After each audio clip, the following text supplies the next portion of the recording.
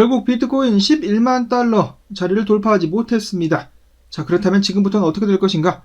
오늘도 새로운 소식들 및 분석들 준비를 해봤습니다.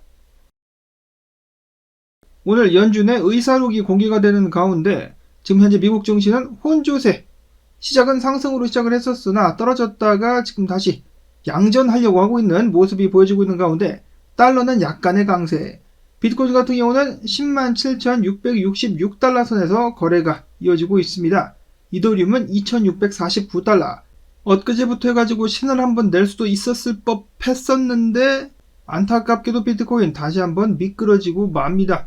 그럼에도 불구하고 비트코인의 수요에 대한 긍정적인 소식들은 이어지고 있는데요. 그 전에 앞서가지고 일단 공개가 된 FOMC 회고록을 봤을 때 연준 위원들은 다음과 같은 내용의 발언들을 이어갔었다라고 하는데요. 미국 경제 전망에 대한 불확실성이 커졌고 신중한 통화 정책이 필요하다. 인플레이션이 지속되고 고용이 악화되면 연준은 물가 안정을 위한 긴축 기조 유지나 혹은 경기 및 고용 회복을 위한 금리 인하 사이에서 우선순위를 선택해야 될 수도 있다. 결국 선택을 해야 된다. 긴축이냐 금리 인하냐, 양방향에서 주먹이 날아오는데 어떤 주먹을 맞을 것이냐를 선택을 해야 된다는 것인데 빨리 금리 좀 내려라. 현기증 난다. 그때 보시면은 언제나 결단이 느린 연준 같은 경우는 경제 전망이 명확해질 때까지 기다릴 필요가 있다라고 생각을 했다라고 하네요. 아니 이게 무슨 전문가야. 문제가 생길 것 같으면 예방을 해야지. 예방을 하지 않고 터질 때까지 기다렸다가 대처를 하겠다. 니들이 트레이더냐 임마? 대응을 하게? 다음으로는 드디어 다시 한번 5월 30일 FTX 채권자들에게 자산이 분배가 되게 됩니다. 그 규모는 50억 달러로서 현재 모든 스테이블 코인의 시총의 약 2%에 해당하는 금액이라고 합니다. 대상자들은 기존에 FTX에 최소 5만 달러 이상을 들고 있었던 투자자들이라고 하는데요. 5만 달러 이상 들고 있었으면은 제법 진지한 투자자들이라고 볼 수가 있겠는데 바로 알트코인으로 투입, 알트코인 상승 좀 시켜줄 수 있으면은 좋겠다라는 바람 가져봅니다. 자, 그리고 어제 비트코인 현물 ETF 자금 유입 지속 3억 8,700만 달러가 흘러 들어온 가운데 블랙락에서만 무려 4억 1,072만 달러가 유입이 되었습니다. 쫄보들은 다 빠지고 정말 가고 싶은 사람들은 블랙락의 뒤를 따라라. 계속해서 매집 가지야.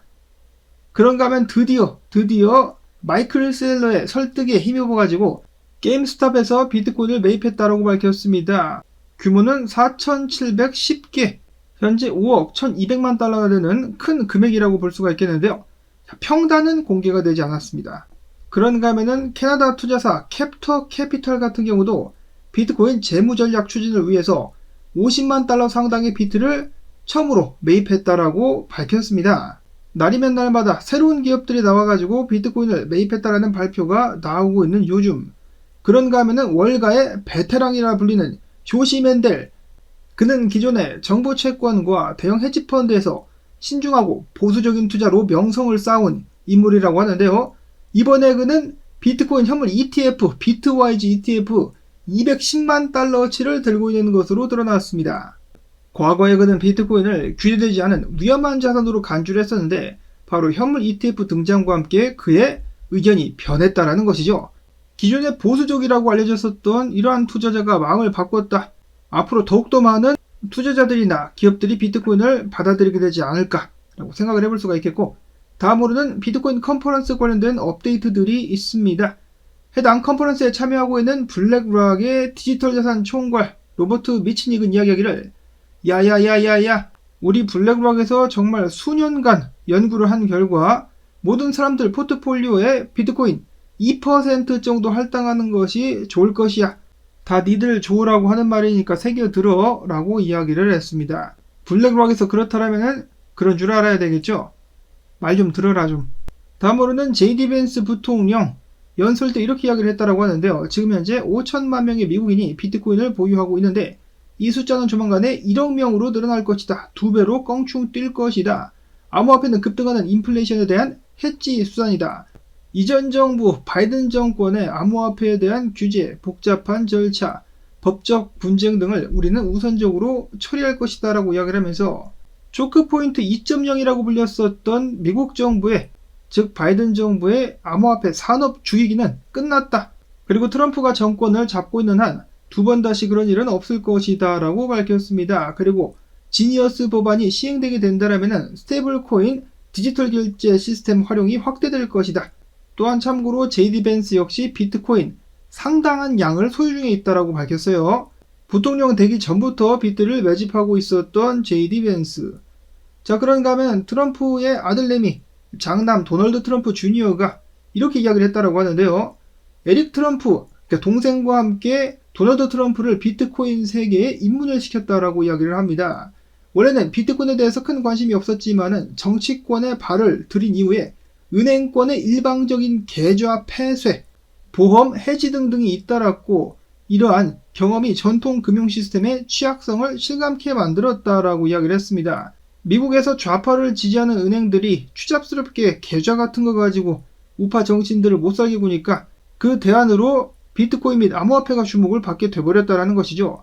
미국 민주당 같은 경우는 암호화폐를 굉장히 싫어하는데 그들의 그러한 행동 때문에 오히려 비트코인이 수혜를 받는 결과를 초래하게 되었습니다. 그리고 또한 도널드 트럼프 주니어는 이야기하기를 비트코인을 향한 자금줄들이 개방되고 있다라고 이야기를 하는 것인데 더욱더 많은 돈들이 비트코인으로 흘러들어오게 될 것이다 라고 이야기를 했습니다. 한마디로 컨퍼런스에서 가지아를 외쳤다라는 것이고요. 마찬가지로 해당 컨퍼런스에서 잭 돌시, 트위터의 창업자이자 블록의 창업자 잭 돌시 같은 경우는 비트코인 결제 파일럿 프로그램을 공개했다라고 합니다. 기존에 영상에서 자주 보셨다시피 바코드를 스캔해가지고 비트코인으로 라이트닝 네트워크를 통해서 빠르게 결제하는 그러한 시스템이라고 볼 수가 있겠는데요. 이것이 상용화가 되면은 비트코인 대중화에 더욱더 큰 영향을 끼칠 수가 있겠죠. 어떤 이들은 야 비트코인 그거 누가 돈으로 쓰냐 무조건 모으기만 하지라고 이야기를 하기도 하는데 여행을 다닌다라거나 현금이 없거나 혹은 비트코인에 몰빵한 사람들 같은 경우는 요긴하게 또 비트코인 결제를 활용하게 될 수가 있겠습니다. 자, 다음으로는 분석입니다. 좋은 소식과는 달리 비트코인 안타깝게도 11만 달러 도전에는 실패를 하고 말았는데요.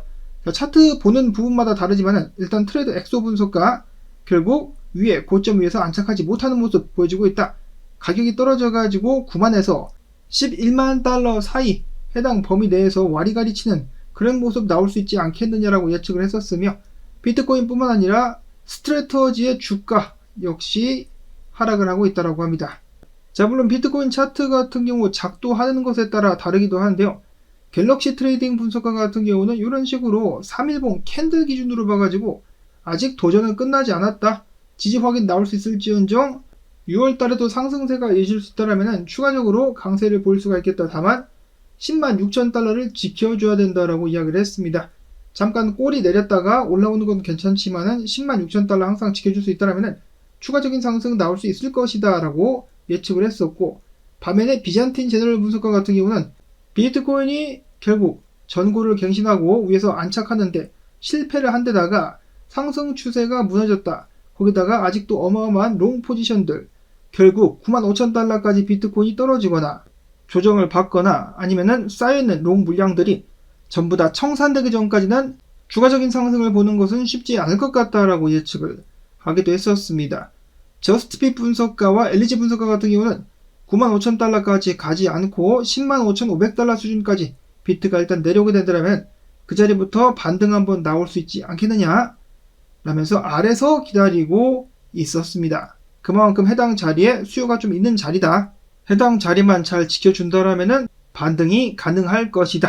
계속해서 비트코인 현물 ETF 자금 유입과 더불어 가지고 FTX 투자자들, 채권자들이 비트코인 가격을 좀 펌핑을 시켜준다라면은 좋은 분위기가 이어질 수 있지 않을까. 그리고 비트코인 컨퍼런스에서 뭐 새로운 중대한 소식을 발표할 거라고 찌라시를 깔더니 아무것도 없습니다.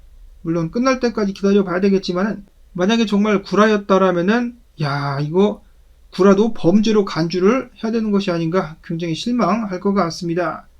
다음으로는 이더리움 현물 ETF 마찬가지로 자금 유입이 있었습니다. 3,880만 달러, 블랙록에서는 3,250만 달러가 유입이 되었었고 나스닥 상장사 샤프링크 같은 경우는 비트코인이 아니라 이더리움 비축 전략을 발표를 했습니다. 앞으로 4억 2,500만 달러를 투자해가지고 12만 개 이더리움을 보유할 계획을 가지고 있다고 합니다. ETF를 통해서 보유를 할 것인지 아닌지는 모르겠지만은 스테이킹 기능이 좀 첨가가 돼야 더욱더 수익을 극대화시킬 수가 있겠죠. 자, 그런가 하면 라이트코인 트위터 계정에서 내일이라는 의미심장한 트윗을 남겼습니다. 재단 측에서 이야기를 한 것인데, 자, 과연 내일 뭐가 발생한다는 것일까요? 라이트코인에서 뭔가 큰 발표를 하게 될 것인가? 아니면 라이트코인뿐만 아니라 전체 암호화폐에 영향을 줄 수 있을 만한 그런 일이 발생을 한다는 것인가? 그것도 아니라면 설마 너도 구라냐? 다음으로는 비트코인이 조정을 받고 있는 가운데 솔라나도 조정 한번 나오지 않겠느냐? 크립토 체이스 분석가 솔라나 150달러대까지 한번 내릴 수도 있겠다라는 예측하고 있었습니다. 그런가 하면 월드코인 한국과학기술원 카이스트와 함께 파트너십을 맺고 카이스트가 아시아에서는 최초로 노드 검증자로 참여하게 되었다라고 합니다. 한때는 눈깔코인, 홍채코인으로 통했었던 월드코인 갈수록 그 세를 불려가고 있다.